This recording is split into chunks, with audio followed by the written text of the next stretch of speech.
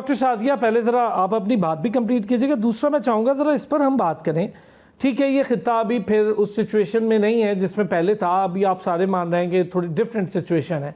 वो क्यों है, उसके बहुत सारे पहलू हो सकते हैं, उस पर हम अक्सर बात करते हैं। लेकिन एक बड़ी इंपॉर्टेंट बात जो जेडी वेंस कह रहे हैं जी, इसराइल को पसंद आए या ना आए, मुआहदा अमेरिका के मफाद में है। तो इसका मतलब है कि अब चीज़ें नज़र आ रही हैं, कुछ चीज़ें अलहदा भी हो रही हैं।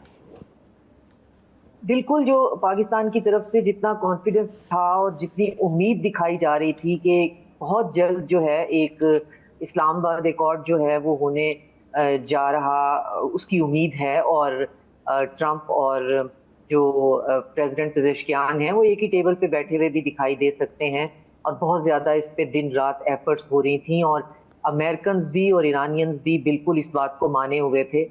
उसके दरमियान में एक बड़ा एक मिस्टीरियस सा इंसिडेंट होता है जिसमें लीक्स के हिसाब से प्रेसिडेंट पेजेश्कियान एक इनसिक्योर लाइन पे बात करते हैं प्राइम मिनिस्टर शहबाज शरीफ से, और उनको बताते हैं कि ये जो चीज़ें जिस तरफ जा रही हैं और इसराइल की तरफ से जो रिपोर्ट्स वगैरह हैं उसके हिसाब से आप एक पैगाम हमारा पहुंचा दीजिए कि जी हम किसी JCPOA वगैरह पे साइन नहीं करेंगे, और साथ में ये कि हम कोई न्यूक्लियर सरप्राइज देखने की पूरी कैपेसिटी रखते हैं।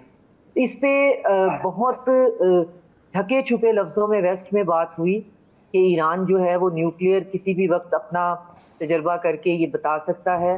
और फिर आपको एक चेंज नजर आया, रिटोरिकल चेंज ट्रंप की बातों में नजर आया, जिसमें आपने सुना कि वो ये भी कह रहे थे कि मैं तेहरान जाके पिस्टैशियो आइसक्रीम खाना चाहता हूँ और मुश्तबा इतना बुरा इंसान नहीं होगा, बुरा तो लोग मुझे भी कहते हैं, और ये कि डील करनी है, डील करनी है, डील करनी है।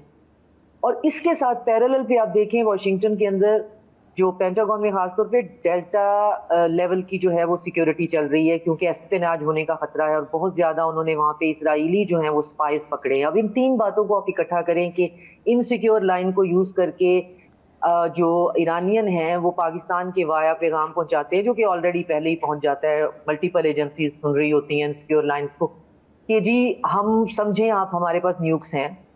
उधर से इसराइल जो है उस तक खबर पहुंचती है, उनका स्पाई नेटवर्क और ज्यादा तेज हो जाता है, और ट्रंप जो हैं वो इससे ज्यादा शिद्दत में आ जाते हैं कि जी मैंने ये डील करनी है, डील करनी है, डील करनी है। और उसी दरमियान में जो एक रेड लाइन है ईरान ने सेट की दी है कि आपने बैरूत पे और खास तौर पे दाहिया पे हसन नसरुल्लाह का एक होम ग्राउंड था, उस पे आपने अटैक नहीं करना, वो हमारी रेड लाइन होगी। तो उसकी एक खाली बिल्डिंग के ऊपर इसराइल जो है वो अटैक कर देता है, जिसकी जवाबी कार्रवाई फिर करनी पड़ती है ईरान को। और उसकी जवाबी कार्रवाई में एक और खबर ये है कि बहरीन के अंदर जो अटैक हुए हैं उसमें अमेरिका का एक कमांड और कंट्रोल सेंटर जो है वो नेस्तो नाबूद हो गया। ओब्लिटरेट का लफ्ज जो है वो इस्तेमाल करते हैं ट्रंप, लेकिन वो टेक्निकली ओब्लिटरेट हो गया है। और बताने वाले बता रहे हैं कि ये एक तो सुखी बहुत ज्यादा है, और दूसरा ये कि कमांड और कंट्रोल सेंटर किसी भी मुल्क के, ब्रिगेडियर साहब बेहतर बता सकेंगे, ये आम बंदे को नहीं पता होते, ये किसी खास को भी पता नहीं होते। तो उसमें यह है कि चाइना और रशिया घुटने घुटने शामिल हैं इनके साथ टारगेट की जो है लोकेशन में।